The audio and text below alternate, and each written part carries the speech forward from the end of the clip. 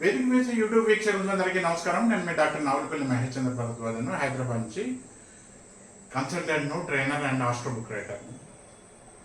ప్రతి మనిషికి ఉండవలసిన లక్షణాలు ఏంటి? ఇవి మన అనేక ధర్మశాస్త్రాలు, మన వేదాల్లో మొత్తం సారాంశం ఏం చెప్పిందంటే, నేను వేదాలు చదవలేదు, ఉపనిషత్తు చదవలేదు, కానీ నాకు అర్థమైన, నేను గ్రహించిన, నేను చదివిన, నా దృష్టికి వచ్చిన వాటి విషయంలో నేను ఈ అభిప్రాయం చెప్తాను. ప్రతి మనిషికి 4 రకాలైన క్యారెక్టర్స్ ఉండాలి, లక్షణాలు ఉండాలి. ప్రతి మనిషికి ఉండాలి. చిన్నపిల్లల, పెద్దల, వాళ్ళ పేరేంటి, వాళ్ళ ఏ ఊర్లు ఉంటుండ్రు, వాళ్ళ కులం ఏంటిది, వాళ్ళ గోత్రం ఏంటిది, వీటితో సంబంధం లేదు. ఆడవాళ్ళ, మగవాళ్ళ కూడా సంబంధం లేదు. వాళ్ళు చదువుకునే వాళ్ళ, రిటైర్డ్ అయిన వాళ్ళు కూడా అవసరం లేదు. ప్రతి మనిషికి ఉండవలసిన లక్షణాలు 4 ఉంటాయి.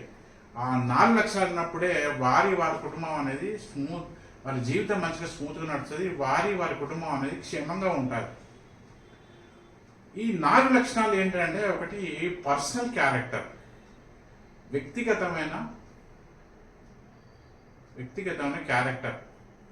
ఇతరుల యొక్క సంపదను ఆశించకపోవడం, ఇతరులను మోసం చేయకపోవడం, ఇతరులను కష్టపెట్టకపోవడం.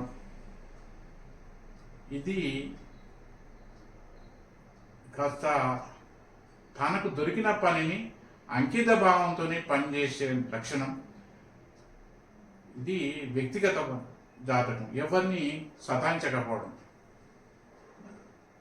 కారణం ఏదైనా కానీ, నీకు ధనబలం ఉండవచ్చు, పదవి బలం ఉండవచ్చు, ఇంకేదైనా పలుకుబడి బలం కావచ్చు. నీకున్న బలం ఏదైనా కానీ నువ్వు ఇతరులను ఏడిపించద్దు, సతాయించద్దు. అది దట్ ఈస్ పర్సనల్ క్యారెక్టర్. అది రెండోది ఏంటంటే సోషల్ క్యారెక్టర్ అంటారు. సంఘ జీవనం. మనిషి ఒంటరిగా బతకలేడు, ఇంట్లో కానీ బయట కానీ ఒంటరిగా బతకలేడు. సంఘజీవి మనిషి. ప్రపంచంలో ఏ ప్రాణి కూడా తన తోటి జాతులతో కలిసే ఉంటే కానీ ఒంటరిగా బతకలేడు. ఇతరుల వల్ల మనకు అవసరం పడుతుంది, మన వల్ల ఇతరులకు అవసరం పడుతుంది. ఈ జ్ఞానం అన్న ఉండాలి. నాకేం అవసరం పడుతుంది, నాకెందుకు అవసరం, నాకు మస్తు పైసలు ఉన్నాయి, నాకు బిల్డింగ్లు ఉన్నాయి, ఆస్తిపాస్తులు ఉన్నాయి, నేను ఎప్పటికైనా పైసలు బట్టి పని చేయించుకోగలను అని ఈ అహంభావం పనికిరాదు. పైసలు అనేది, డబ్బులు, మనీ అనేది నీకు భౌతిక సుఖాలు ఇస్తుంది, కానీ ప్రతి ఒక్కడు నీకు డబ్బులకు అమ్ముడు పోడు. ఈ కాలంలో ఎవరి మీద ఆధారపడలేడు. మూడో క్యారెక్టర్ నేషనల్ క్యారెక్టర్ అంటారు. National character.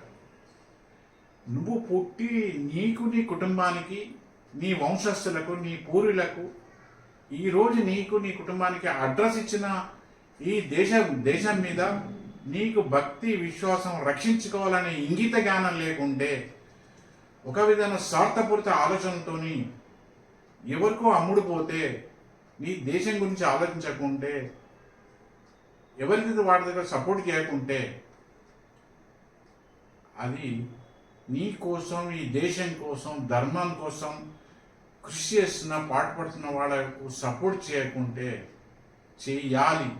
చేయకుంటే నీకు కొన్ని రోజుల తర్వాత నీకు అడ్రస్ ఉండదు. 4వది యూనివర్సల్ క్యారెక్టర్. యూనివర్సల్ క్యారెక్టర్ అంటే, జీవితం అంటే కేవలం మనమే కాదు, మనుషులమే కాదు. ప్రపంచంలో అనేక మూగజీవాలు ఉన్నాయి, పక్షులు ఉన్నాయి, చెట్లు చేమలు ఉన్నాయి. వాటి యొక్క సంరక్షణ చేయకుండా, వాటి యొక్క విధ్వంసానికి పాల్పడకుంటే అది యూనివర్సల్ క్యారెక్టర్. మనలాగనే వాటికి కూడా ప్రాణం ఉంటుంది.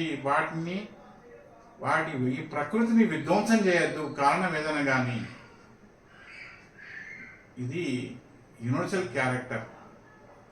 ఈ 4 లక్షణాలు ఉన్నప్పుడు ఆ మనిషి యొక్క జీవితం ప్రశాంతంగా గడుస్తుంది, సుఖ సంతోషాలతో నిరంతరం అభివృద్ధి చెందుతుంది. వారి కుటుంబానికి ప్రాస్పరిటీ వస్తుంది, ఎప్పుడు నిరంతరం గ్రోత్ ఉంటుంది.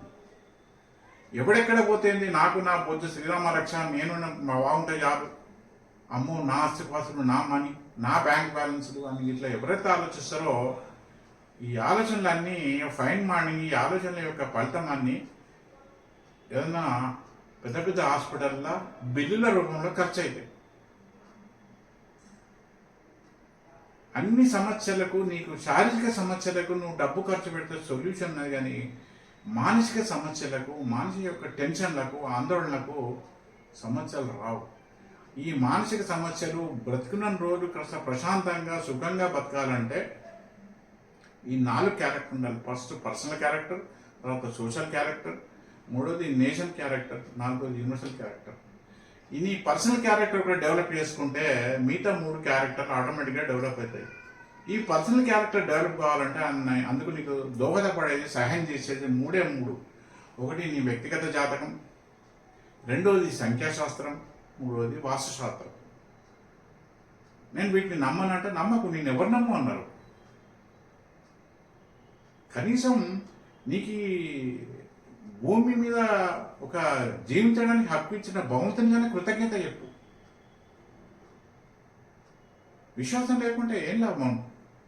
ఈ 4 రకాల క్యారెక్టర్ లేకుంటే, ఈ పర్సనల్ క్యారెక్టర్ లేకుంటే భవిష్యత్తులో నిన్ను ఎవ్వరు గుర్తు చేసుకోరు, క్రీడావాసంగా అనుకుంటారు. ఇప్పటికీ అనేక నేను పుణ్యక్షేత్రాలల్లో కొన్ని చోట్ల వింటుంటాను, ఈ పితృకర్మ చేసేటప్పుడు తండ్రి పేరు తప్ప తాత పేరు కూడా తెలియడం లేదు. తండ్రి పేరు తప్ప తాత పేరు కూడా, ముత్తాతల పేరు తెలియడం లేదు.